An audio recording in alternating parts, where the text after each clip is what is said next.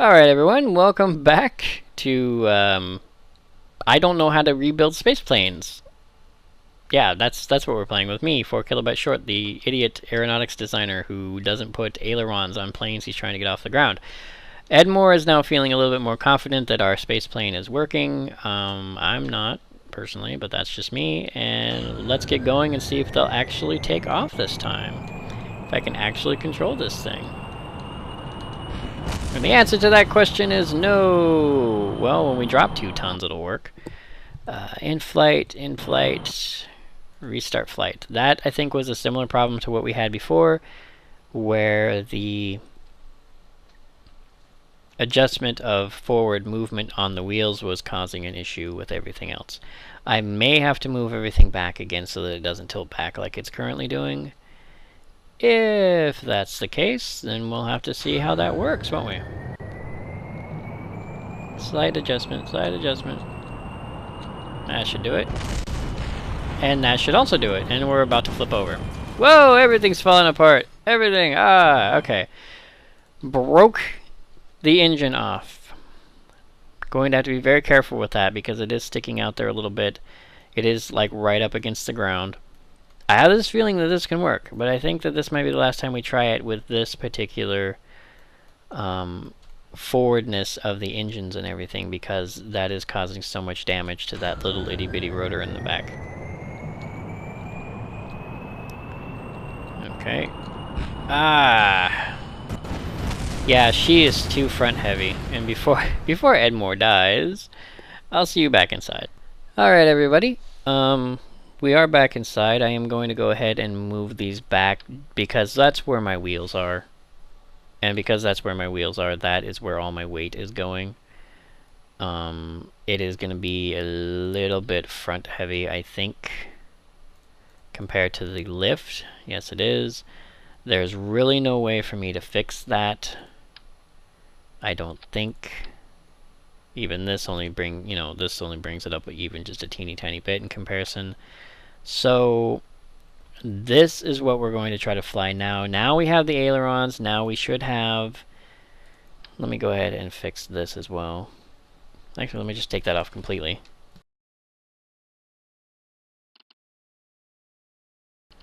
And let me go ahead and put this on correctly. That may have also been why it was tilting backwards. I don't know. At this point, this is a completely new plane. Why I decided to get rid of the old one and build this one, I don't know. It just seemed like a good idea at the time. And we all know how that comes out, don't we? We do. It comes out as failure. This is what failure looks like, kids. Don't try it at home. Alright, everybody.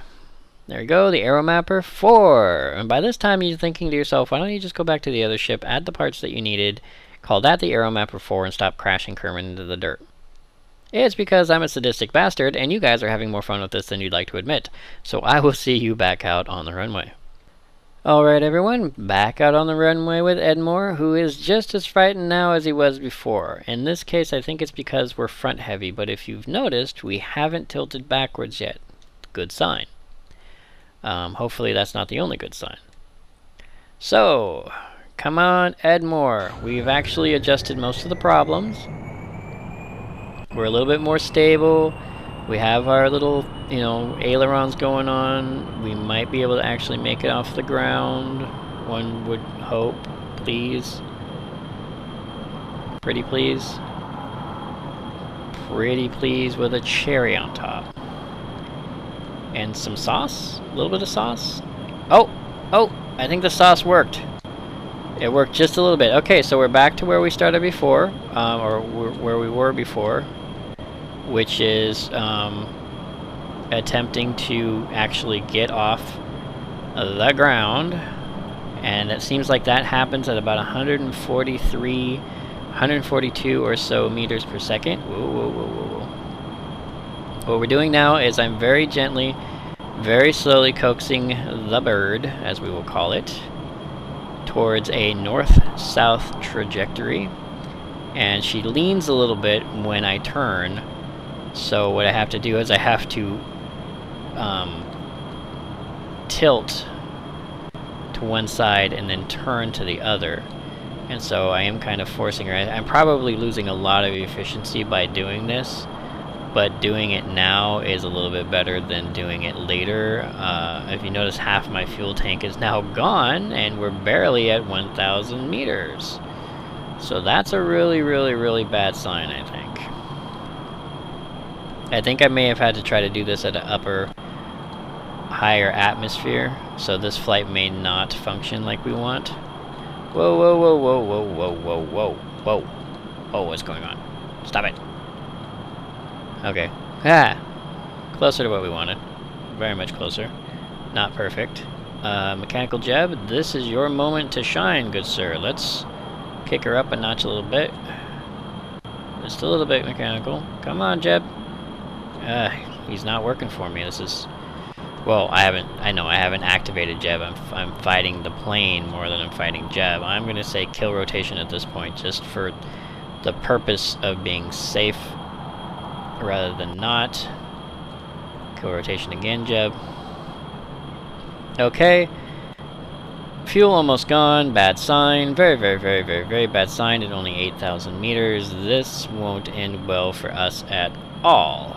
So Edmore is perfectly freaking out. He's very, very wise to freak out right now because his engines are about to die. So let's head back outside and just slam on the gas a little bit. That means that even if we get this thing into orbit, not at this height, we're not. Even if we were to get this into orbit, unfortunately, it would not be able to come back down and land under its own power, which is what we want to do. But while we're up here, I'm not going to waste this opportunity to try out my, I guess you could call it my theory on how to get into a stable orbit using high propellant thrusters.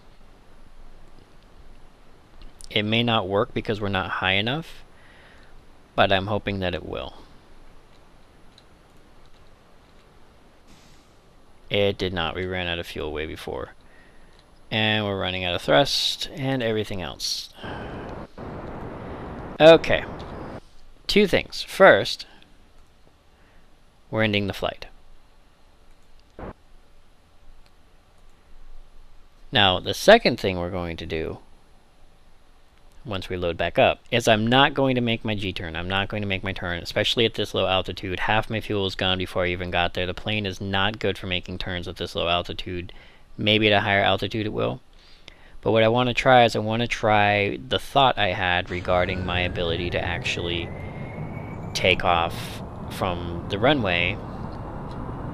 And when I start burning my thrusters, I kind of want to burn them at an angle that will allow me to use my speed, because I can't shut off these solid rocket boosters, and that's where most of my speed comes from.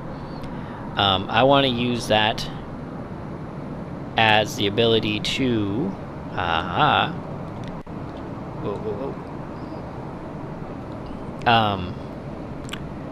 see if there's a way that I can push myself towards a lower edged orbit. That ain't gonna work. Come on. Off.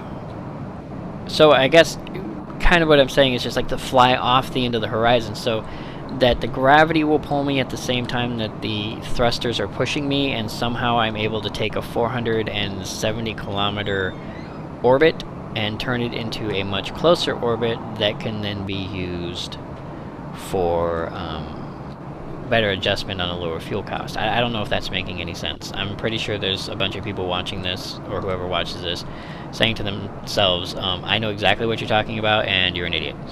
And I'm okay with that. I am okay with that. This is a space plane that shouldn't really exist. This thing is so tiny. But here it is, flying up in the sky into the wild blue yonder and all that. So we're going to kill rotation with Jeb here. That should be good enough for now. Not great, mind you. But he's coping. He's coping, and that's okay. Something is wrong with this design. I am actually lighter than the other one, more aerodynamic than the other one.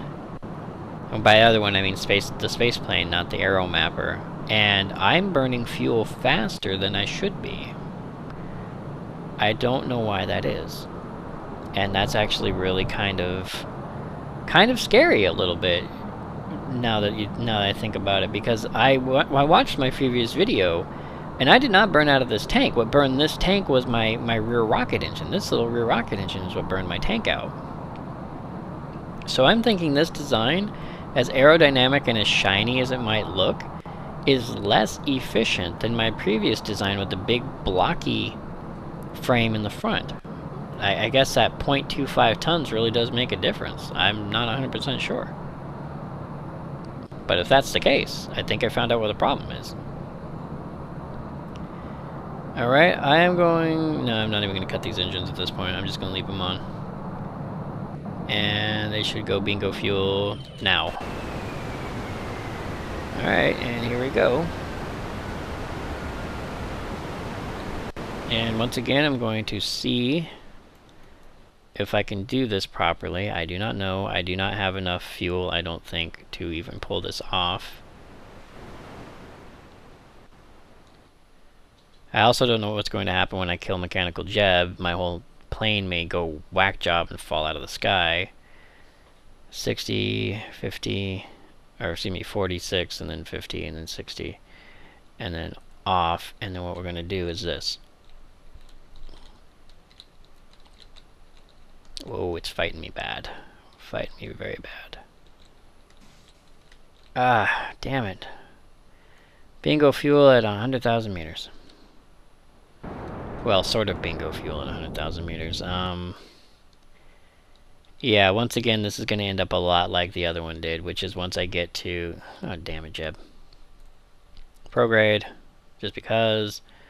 Roll it over, because you're an idiot. Alright, yeah, that didn't work, and like I said, there's probably people out there watching this going, oh my god, I can't believe you tried to do that. Yeah, I did. Yeah, I did. I tried to do that. It might work, I don't know, but the plane, this version of the space plane is not as efficient as the previous version of the space plane, and that is a problem.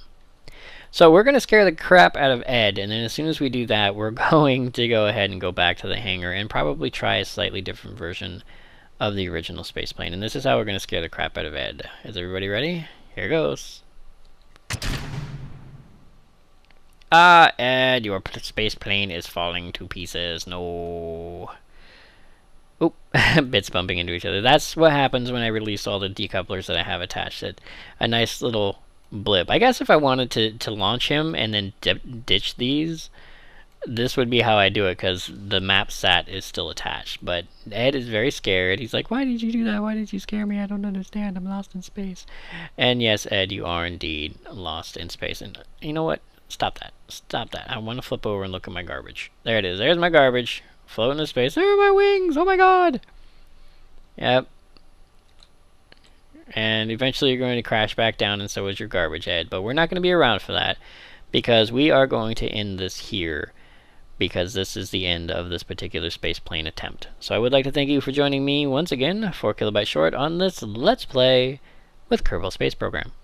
And I will see you next video.